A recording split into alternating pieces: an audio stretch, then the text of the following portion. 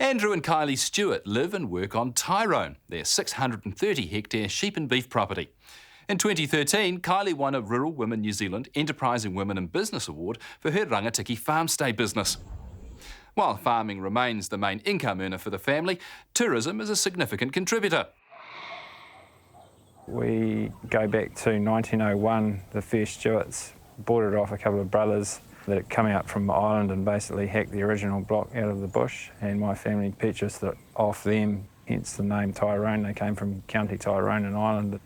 My father spent most of his life on the land, and Kylie, my wife, and I took over from my parents, Hugh and Diana, in 2003. On the home block, we've got about 540 hectares effective. The rest of it is either in production pines, poplars and willows, or native bush.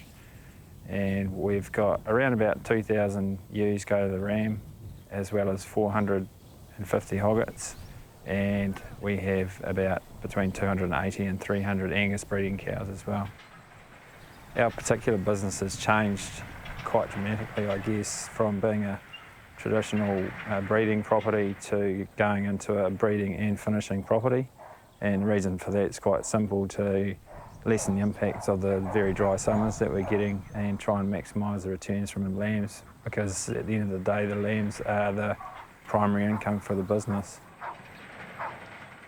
We planted about 17 hectares of hunter brassica back in late November as a summer finishing crop, and despite not having much rain, it's grown really well, and we're seeing that in the results going on the truck.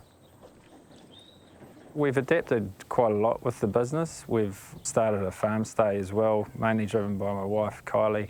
She used to be a PE and health teacher and saw a lot of potential in the farm buildings, especially around our house, and also bringing people that are keen on seeing some of the rural lifestyle in New Zealand and getting in amongst it. So that's been, I guess, diversification. When we moved here in 2005, we realised that we had a beautiful spot. We certainly wanted to put our own stamp on it, and we have. Through our travels and time away, we realised how lucky we were to have what we've got back here in New Zealand, and we wanted to share that with people.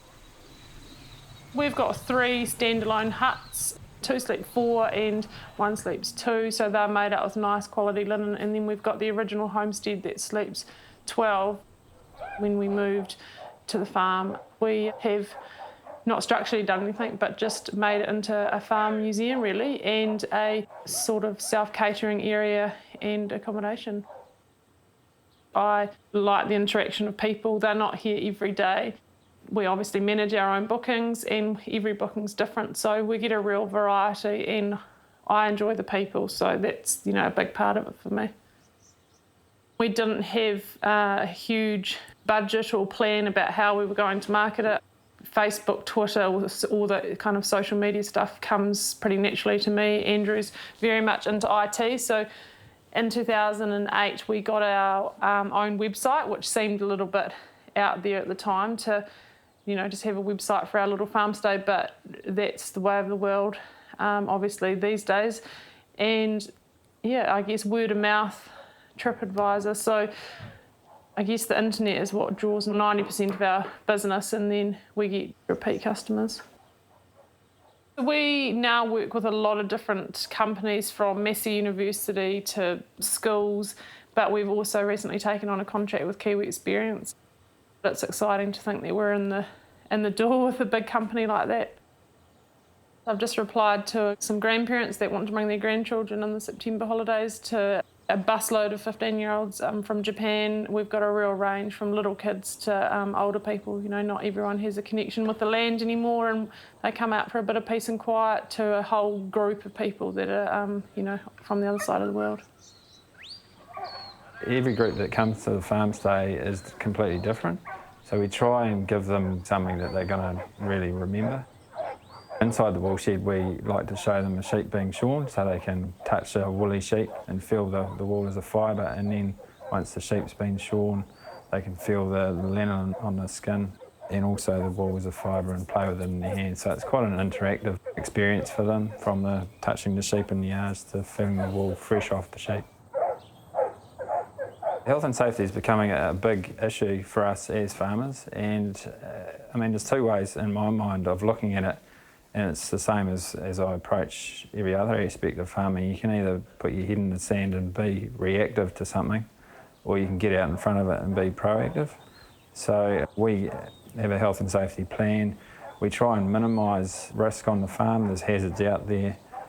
We try and make people aware of them and look after them if they're out on the farm as a group of guests. And also simple things like using helmets on bikes. That's a policy for us. We're very lucky we've got a young guy, Keegan, and he, without any prompting from us, has really grown into a role in terms of showing his dogs. He's really good with his dogs, he's really caring. And having someone like that, I mean, without it, we'd really struggle because a lot of people have these questions, and someone with the confidence and knowledge to speak in front of a group is a real asset to our business. To be honest, when we first started out, I was probably, because we were obviously in a growth stage, I wasn't reluctant, but I was kind of wondering how we're going to fit all this in. But once you've got people here that they've obviously made the decision to come to a farm, so they're actually genuinely interested, and they ask some really probing and good questions, and it actually makes you stop and think about your business. And having to explain that to a group of complete strangers, you're trying to portray your business and also the industry in the most positive light that you can. It's actually quite rewarding.